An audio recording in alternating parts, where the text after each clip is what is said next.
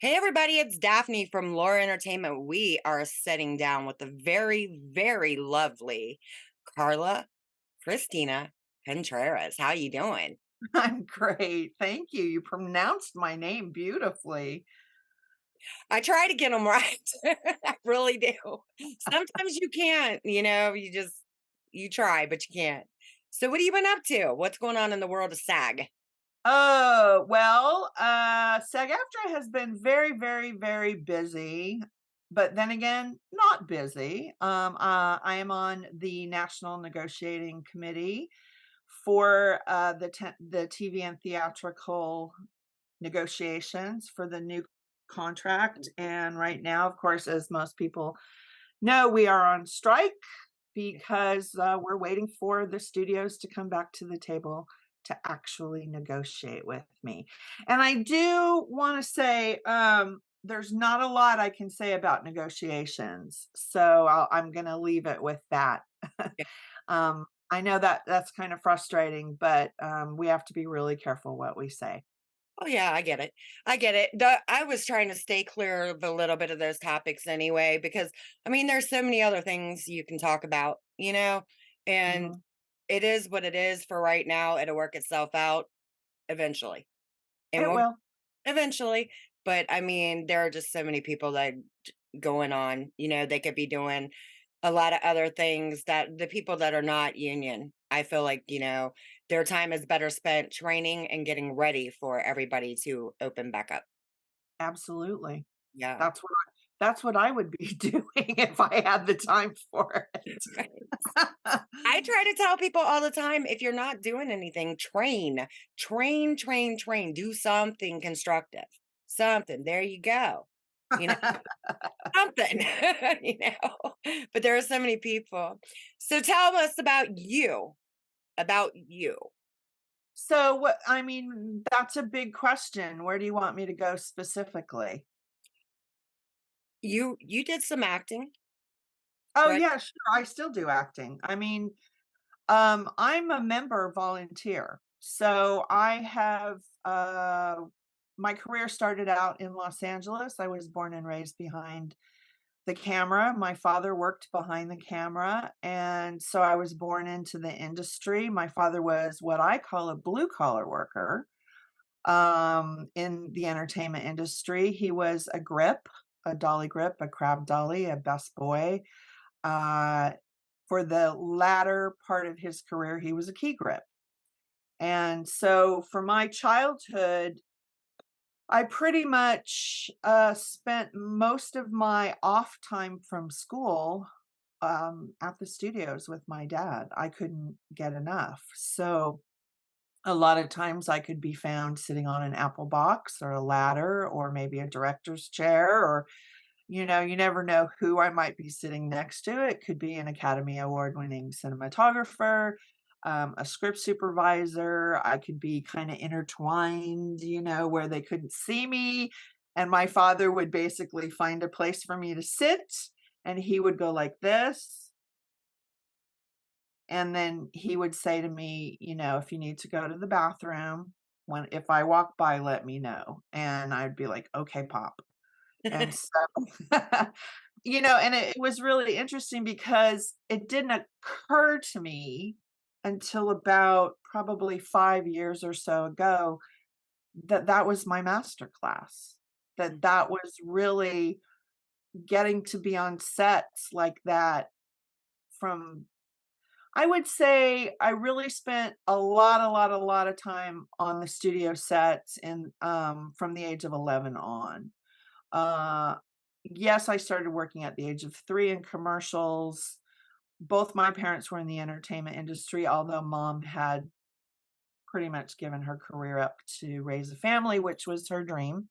Yeah. She had moved from Chicago to Los Angeles. She was a professional singer. That all happened before I was born. I didn't get to witness any of that. But then once she got married in those olden days, my father, from what she told me, said, "Is it your career or is it me and building a family?" And so her choice was building a family. Yeah. But she saw in me probably what she saw in herself, and so she really did support me and believe in me, and throughout my career, she was always right there helping out, whether it be a workshop up in Hollywood with one of my acting classes, she'd do the catering and different things to help us, for the casting directors to come in, and then my dad, he was a little different. I he wasn't quite as supportive, and now that I'm older, I think that I understand more why, in a sense, that he didn't want me there. Yeah. I think that actors aren't necessarily very terribly respected at times by crew, and, I've learned some things recently, nicknames and so forth that the actors are called by crew. So, I kid my crew friends, and one of the nicknames is Meat Puppet, and I'll say, "Hey, the Meat Puppet over here wants to know if," just to, like, push it back at them. My dad sometimes would come home and refer to actors as the furniture. So it was kind of derogatory, but I don't know. That's the business. That's humanity. There's a pecking order. Maybe there's jealousy. So, I mean, I feel the same way. So, the higher up actors, they get a lot more respect. But I started background, and I feel like that. I mean, certain sets, not all sets, because I've been on good ones and I've been on some that are just horrible. And the way that background, I believe, the uncredited thing that bugs the hell out of me because if they're doing your movie for free and they're going to be there for 3 to 5 days, and some of them are doing, unpaid, and at least give them a credit. It doesn't have to be superstar or, anything like that, but some kind, instead of putting uncredited, just put the damn role that they were there to do, That's it.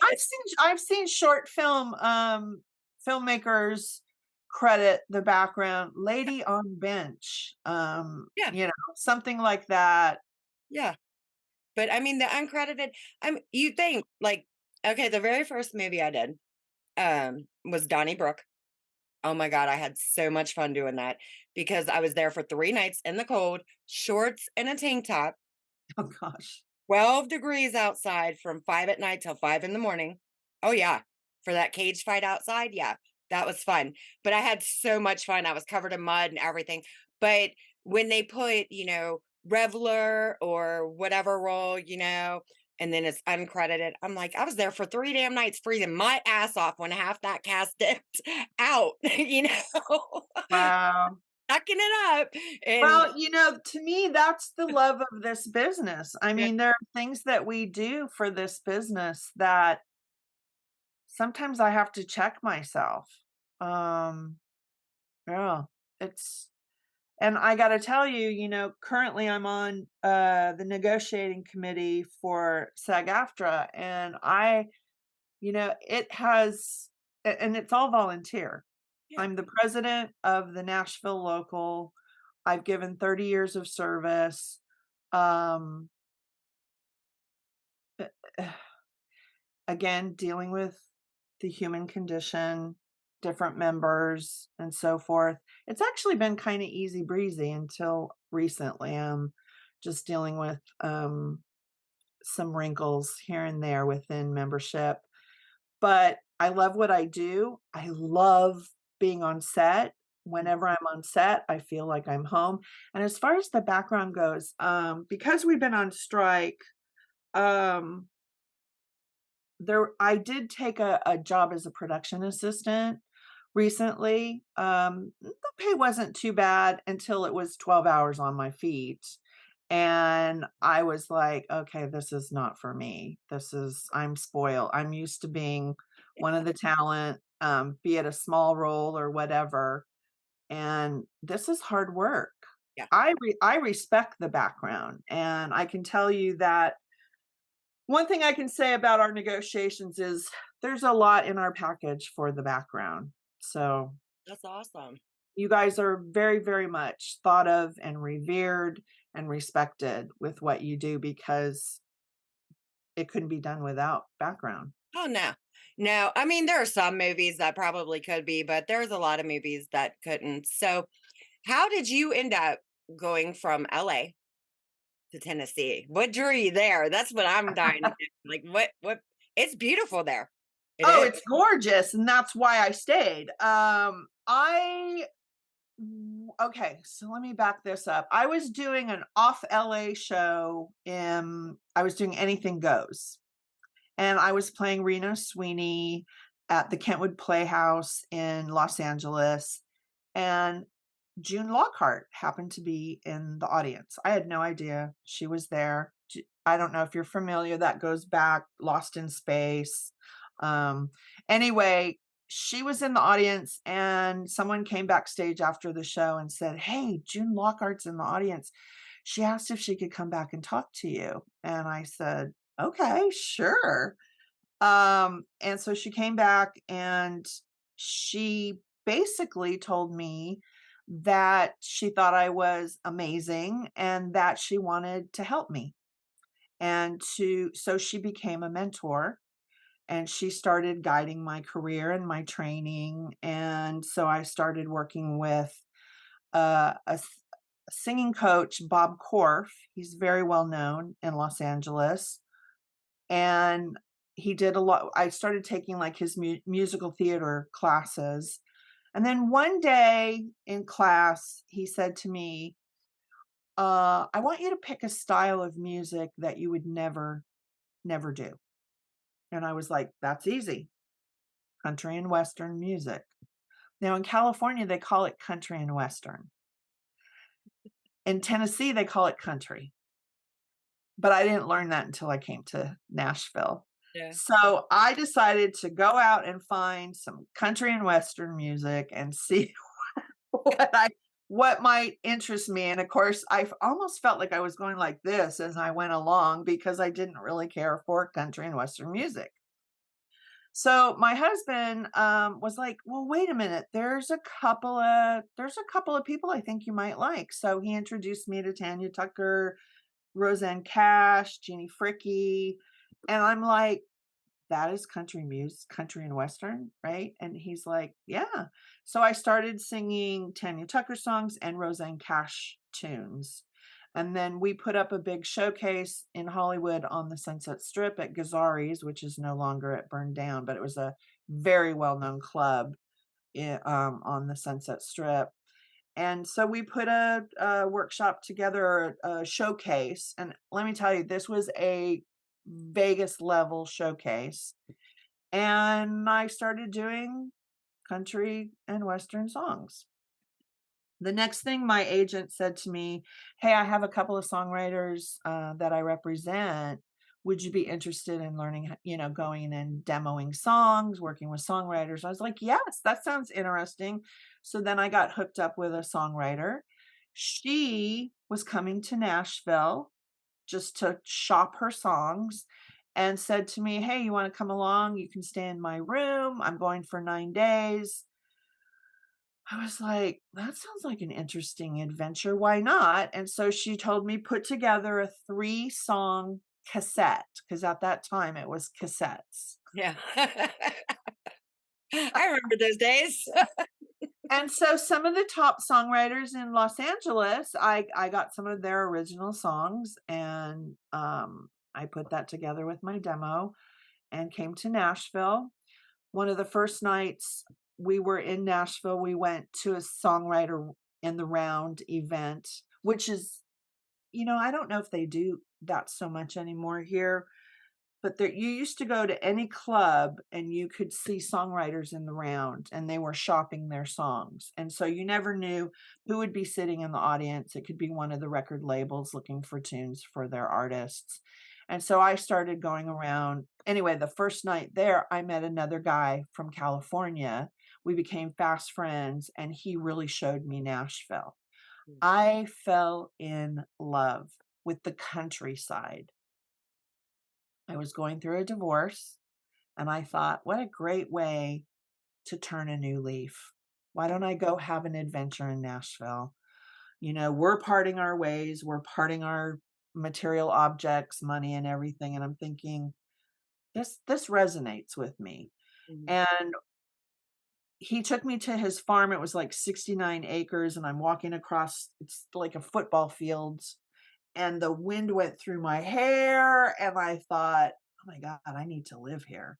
And 2.5 months later, I left on New Year's morning in 1992 and headed for Nash Vegas, as we call it here, and I did not mean to stay this long. I thought maybe I'd be here 5 years, maybe 10, but the quality of life has really kept me here, and then my involvement with SAG-AFTRA Nashville.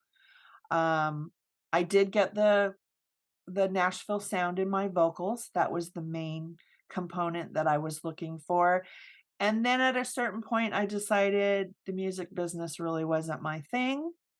I'm truly an actor first, and then discovering that there's this amazing film community in Nashville, I became a part of it and started doing workshops for actors. I formed the Actors Alliance here. And then the next thing I knew, I was invited to get on the SAG. It was SAG then, the SAG board of directors.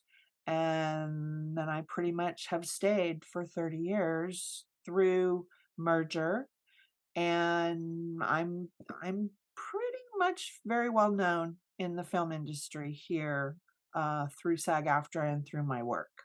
So, It's beautiful there. My sister lived in what is that? Old Hickory, and then I knew people that lived in White House, and I came down there also to the show Nashville, and that was a lot of fun too. But it was just driving through there. It's so pretty. I mean, it's pretty because back here, Kentucky, Ohio, it's kind of almost the same place anyway. And but there, I don't know why. where It. are you? I'm in Ohio, Cincinnati. Oh, okay. I don't know. I've driven through Cincinnati. I have not like done Cincinnati. Isn't that where the Rock and Roll Hall of Fame is? That's Cleveland. Oh, Yeah. Cleveland. Okay. Okay. So Cincinnati, then I've just driven through, I think on 65. I've not Oh, stopped. you went the other way. Okay, so you went through, if you're coming from Nashville, you would have went through Kentucky, and then I think you go back through Indiana, and I think it brings you Well, around. I had gone all the way up to New Hampshire, and I had come across, and yeah, I used to, one of my side jobs, believe me, one of the reasons why I moved here too was to see this side of the country. Yeah. So I have driven from Nashville to Key West, and I have driven all the way up to Maine, Bar Harbor, or Bahaba as they say there. And I used to do wedding photography as a side gig because I'm an artist.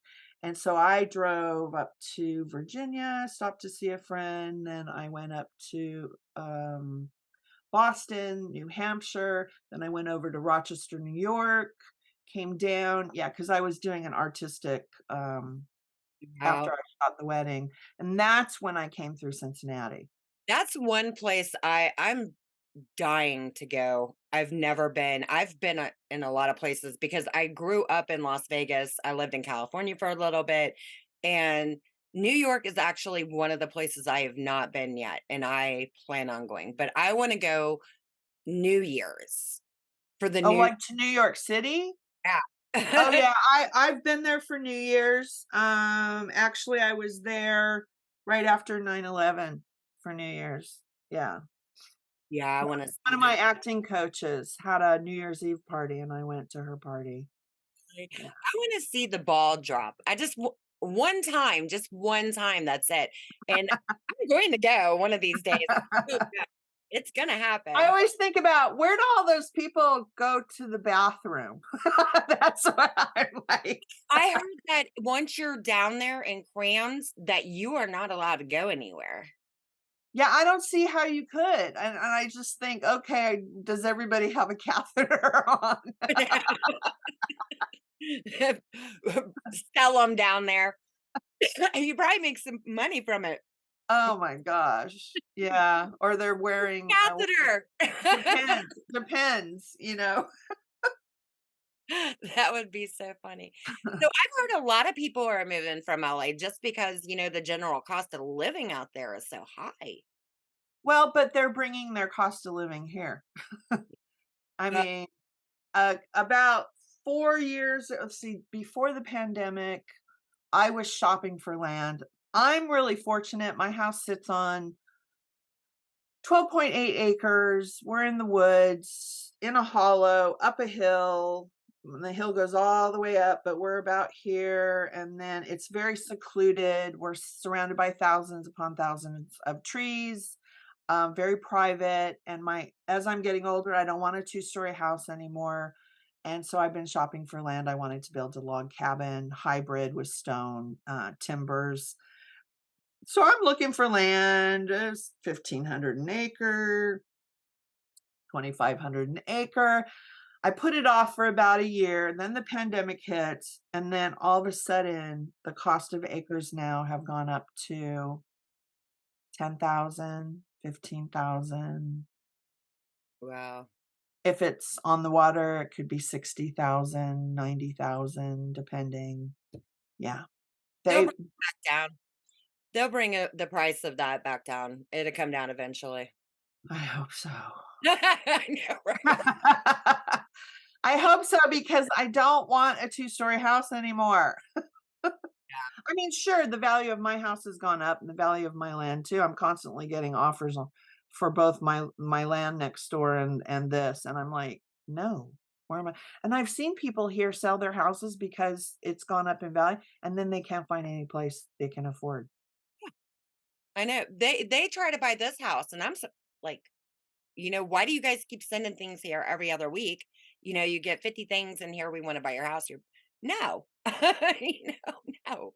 And that is the issue. People do sell their houses because they're not thinking about it. And then when they go to find one of their own, they're screwed. And then there's bidding wars, you Yeah, know, yeah. and that's just crazy. But steering away from the guild, are you working on any projects for when we start filming again?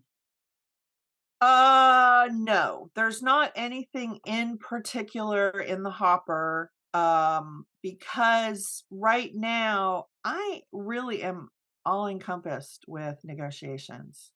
It has, I mean, I just had to cancel an event that I was going to show up to as president of the local because a meeting was called for this afternoon.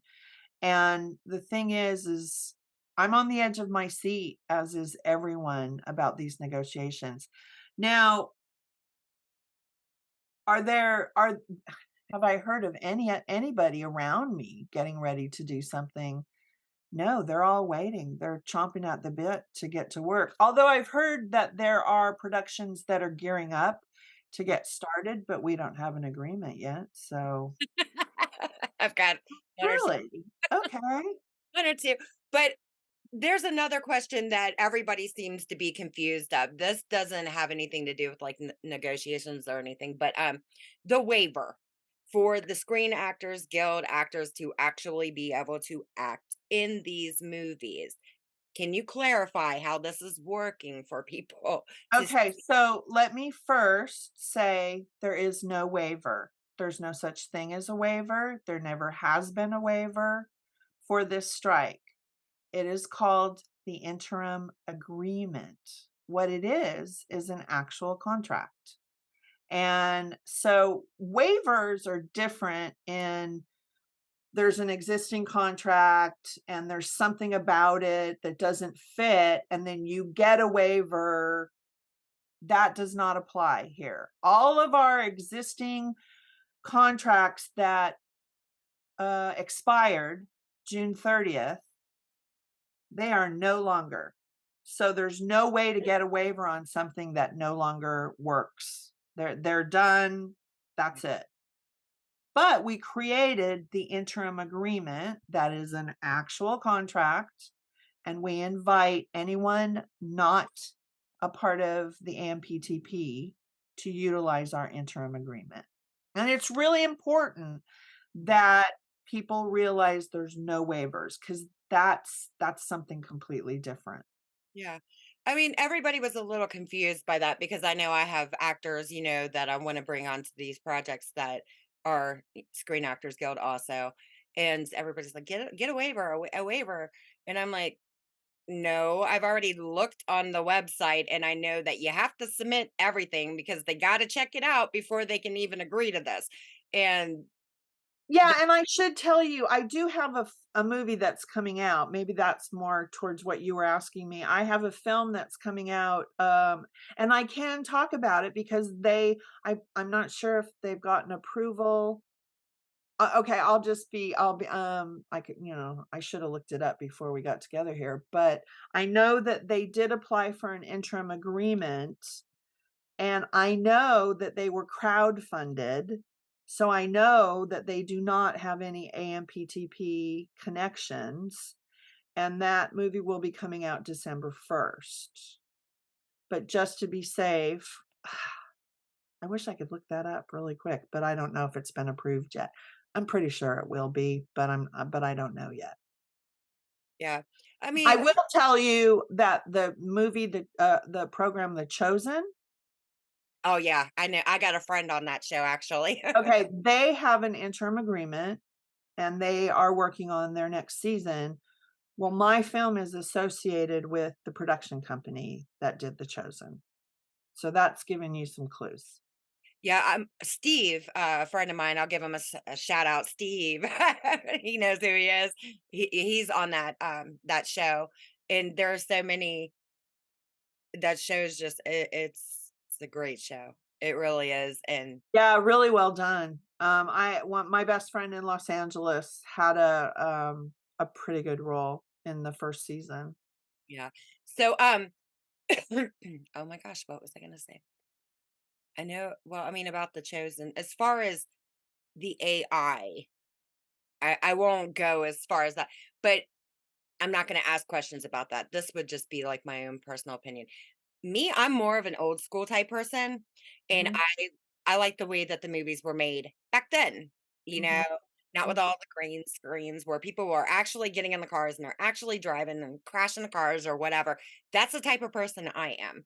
And as far as steering clear, like I'm trying as far as my projects to steer clear of the artificial because there's so many Marvel movies and all of those movies that kids love. They love the movies. I'm not knocking the movies, but I miss the days where we're the ones that get to crash the cars and the helicopters and do everything ourselves, instead of playing with the green screen.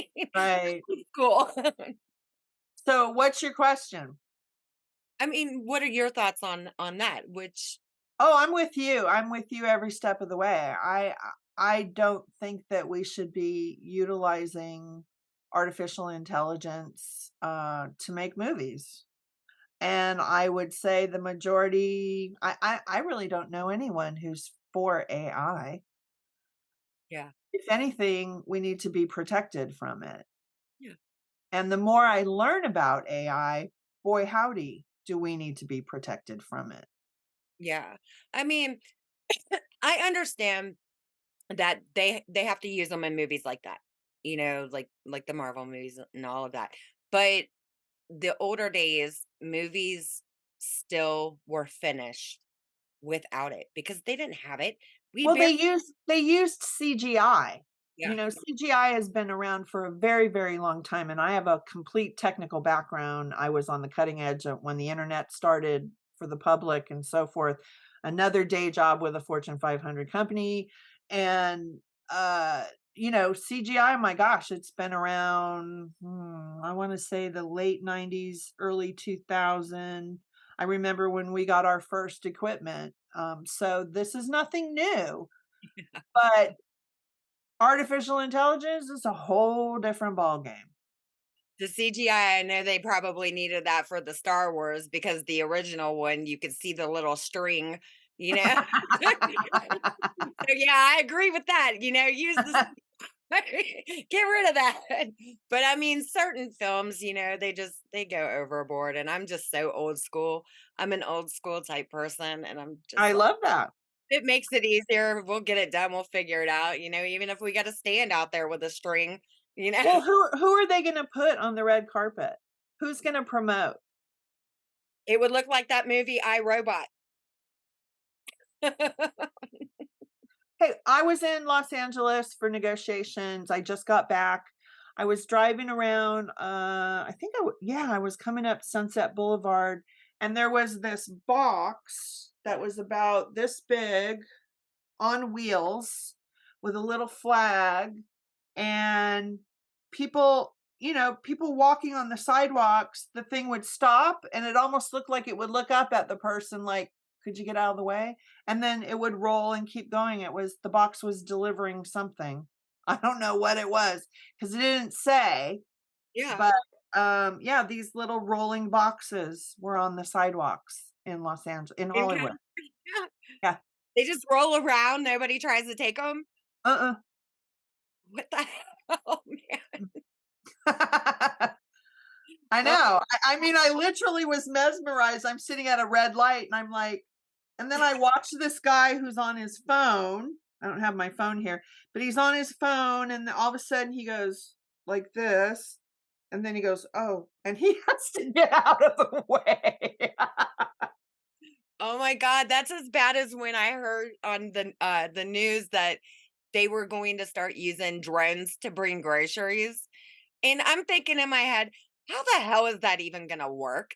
I I mean, know. seriously, a drone is just gonna go pick up, like, say it's 30 bags of groceries and fly wherever the hell it needs to go to drop them off. I mean, what the hell?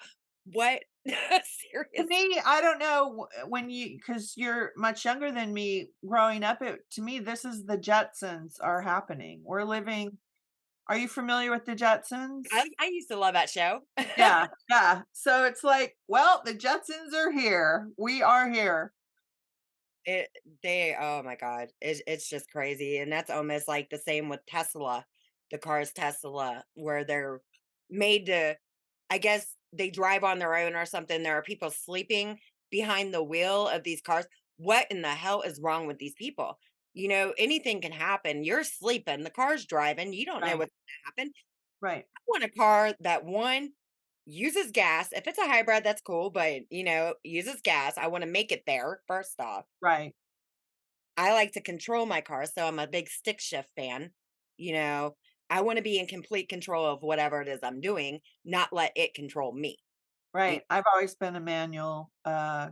transmission girl myself up until recently. The car I drive now, they don't make it in stick shift anymore. I'm I have and I'm a sports car girl, so I love muscle cars, but the car I have right now, it's not a stick. I really wish it was, but I grew up driving stick shifts like motorcycles. I ride motorcycles. So I mean, it's just the stick shift, if it dies, you can jump it. You just roll it, yeah, yeah. kick Yeah, I'm a muscle car girl. I drive a Corvette, so there you go. I'm looking for a GTO. I want a GTO. Yeah. I'm gonna have one of these days. I believe you. I said I was gonna have Corvettes, and I've had 4 of them. So, Those are you fun. do I'm a believer, get what you love. Definitely, definitely. So we are definitely going to thank you for coming on. Oh my goodness, are we done already? Is Oh, that no, it? I thought you had a meeting.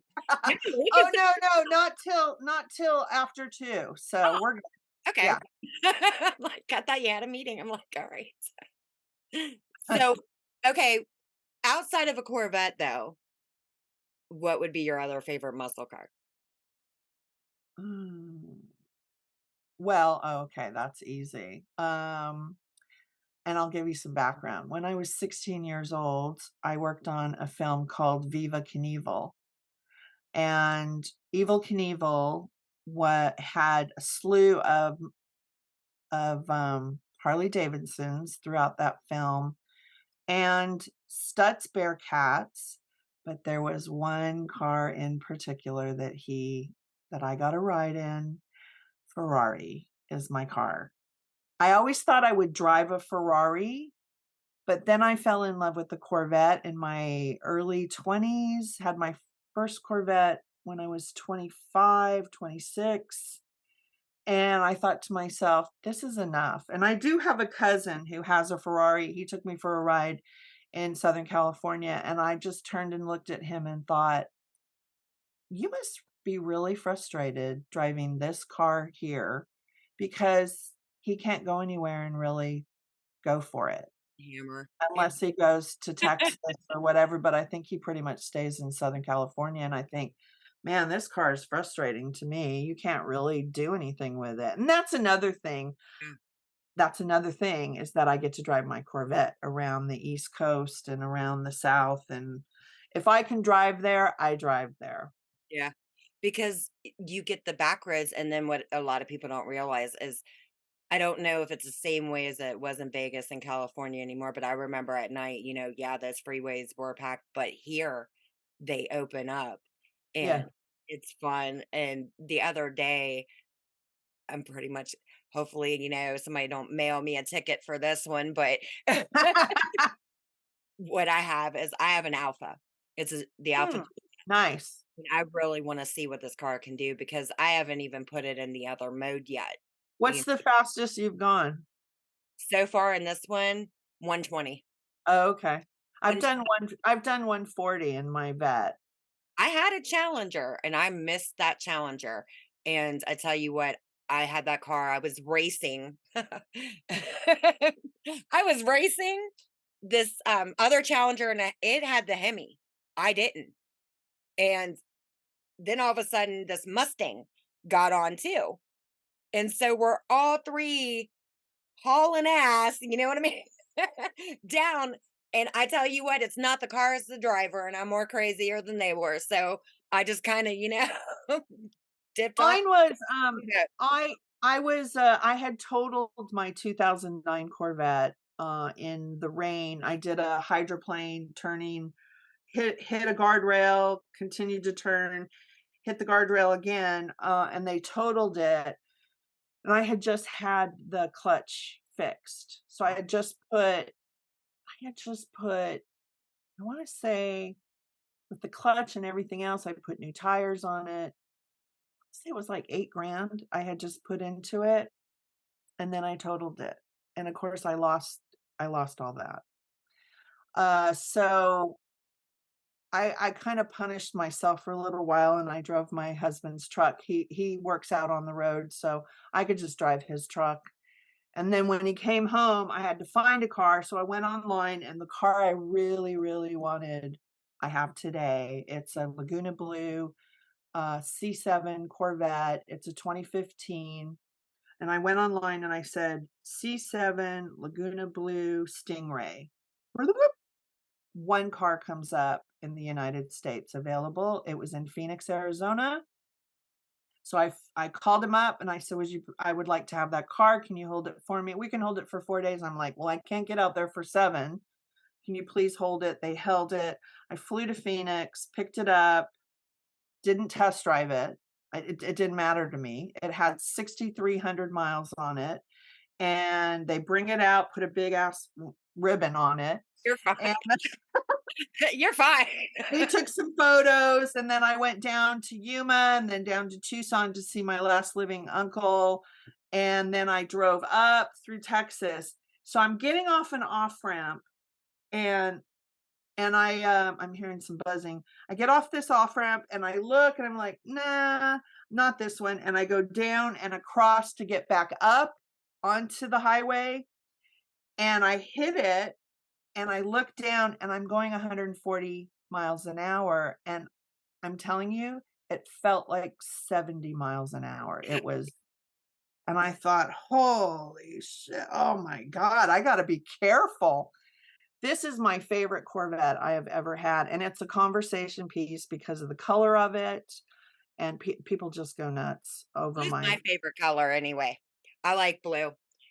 But my thing is, the Ferraris. I mean, your friend had a Ferrari. I don't care for those kind of cars because the paddle shifters, I don't want to feel like I'm playing a video game. I'd rather actually be I have paddle shifters in this one. I use them occasionally, but because they no longer make the Corvette, it's stick shift. Oh, really? So, yeah, that's it. They don't make 'em. Mm-mm. Damn. They're taking all the fun out of it. It's Yeah, probably and to me, the new Corvettes look like a Ferrari. They actually, to me, look like a Ferrari yeah, or a Lamborghini. yeah, They haven't grown on me yet because I like the old Ferraris yeah. better. Yeah. I like the McLaren. The McLaren, there's just something about that car. I don't Mm. know what it is. I think if I ever decided I was going to drop that kind of money on a car, Yeah, yeah. e I either was in I was in Texas. I was coming back through Austin, sitting at a light, and there was a gorgeous black Ferrari sedan. I have a picture of it. In fact, Marta King Young, my partner in our sitcom, I was coming from a film that we worked on in, they call it Blanco, Texas. I swear it should be Blanco. I mean, but anyway, they call it Blanco. We were coming from there, and, I just most beautiful black Ferrari sedan, and I thought, "Yeah, maybe I could drive, maybe one day. We'll see." another one I've actually God, I hate this cold. I've been checking out and they've had it up twice and I'm trying like how to get this car. And it's the Green Hornet car. Oh, yeah, yeah. My dad worked on that show, The Green Oh, Hornet. really? Did he? Are you talking about the new Green Hornet? With Seth Rogen or Seth Okay. uh, yeah, that's his name, right? Seth Rogen? Yeah. But that car, I've seen that for sale twice. And Huh. both times I dropped the ball. If it comes up again, I'm getting it. But I'm just kind of wondering, because it has the guns and stuff like that on the Okay, this is a different Green Hornet because 'cause I'm talking about the one front with Bruce Lee was a original. part of. Yeah. Yeah, the new movie, that car has been up twice. And they only wanted 18 grand for it, which surprised the hell out of me. But I wonder if like I bought it, the kind of looks I'd get driving it through the city with a little I'd probably get pulled over every block or they'd set up a crew down there to make sure I wasn't there to shoot shit up. But I really want that car. I like it though. It's really cool. I would put it like in a garage, I think. See, that's hard for me. I mean, my Corvette now has over 70,000 miles on it because I've driven everywhere. I mean, yeah. So when you're making your trips like back and forth from like California and Nashville and you keep going out there, are you flying or are you driving? I'm flying because that's too far, because I I'm a volunteer for the union and they pay my expenses. They're not gonna pay for that Yeah. because the gas to get out there one way is probably at least twice as much as a flight. Because usually when I go out to LA for negotiations, I just get a one-way ticket because I have no idea how long I'm gonna stay, and I was there for 6 weeks, June and July, and then came home, and then I just did 10 days in LA, and then if they come back to the table, then I will get called back to Los Angeles, and I'll fly because I just don't have the time, and they're not gonna reimburse for that. Plus, it would be if you drive how I do, It would be 2 days. yeah, 2 days. I would attempt it. I don't know. I'm more of a once I hit the Normally, it's 3 days, yeah, I know. but in my Corvette, I've done up to 18 hours Yeah. behind the wheel, just stopping. You get up, you go around, you look at stuff, whatever. "Okay, let's go," and then get back behind the wheel because that car, you I can just drive that car forever. I've done that, the 18-hour. That's a hell of a long time. Actually, it might have been closer to 20 because I drove from here to Wisconsin, turned around that same night, came back, and then I drove when I went to oh my god, that was Atlanta. I was awake. Woke up at 10 o'clock in the morning. Okay. They didn't put out the casting sheet or the call sheet until 11 o'clock that night. For that following morning, I'm here in Ohio. So I didn't sleep at all. I got ready, loaded the car, head down there, 7.5 hours down, worked all day until 7 o'clock at night, turned around and drove all the way back here, 8 hours. That was a long 2 days for me. Long two It's days. it's amazing what we do when we're doing what we love. I know. I And know. of course, driving is one of them too. So Driving is fun. I love fun. Have you ever got on a motorcycle? oh, yeah, I have a Honda Shadow 500. It's a 1983. It's a vintage sitting in my garage. Haven't ridden it in a while because it's got a little electrical gremlin right now, so but So yeah, oh, I female love rider. motorcycles. Say what? That another female rider. Absolutely. It's on How my resume. I'm a motorcycle mama. Me too. I got tired of being the bitch on the back. Seriously, and I was just like, I don't like feeling like somebody else is in control of my situation. So Mhm. I went and I got my endorsement. First, it kind of went backwards. I bought the motorcycle Uh-oh. and then got the endorsement. It was crazy. It's fun though. I love female writers. We'll all have to get together because I know Lynn Meyer, who does the casting here in Ohio too. She rides.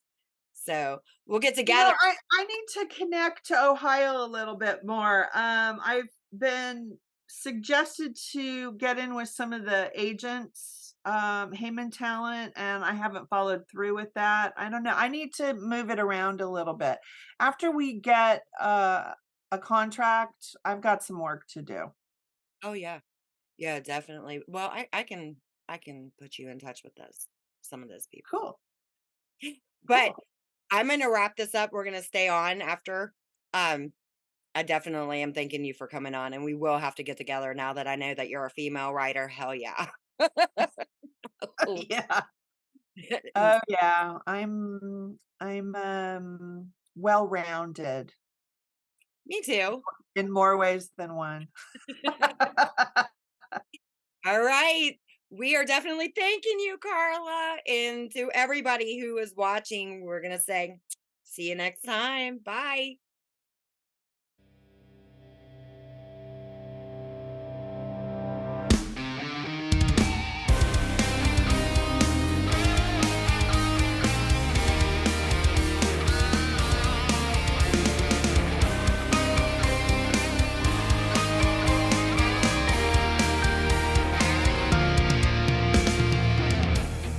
I remember all those nights when I'd see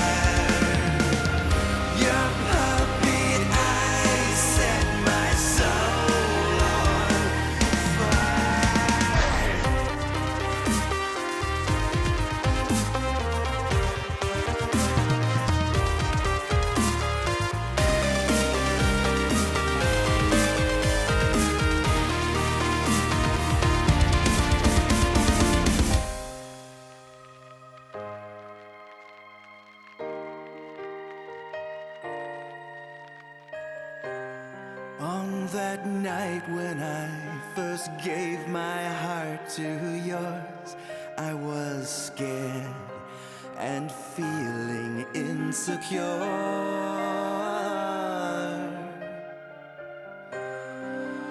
You told me, my darling, even on your darkest days, you'd always reassure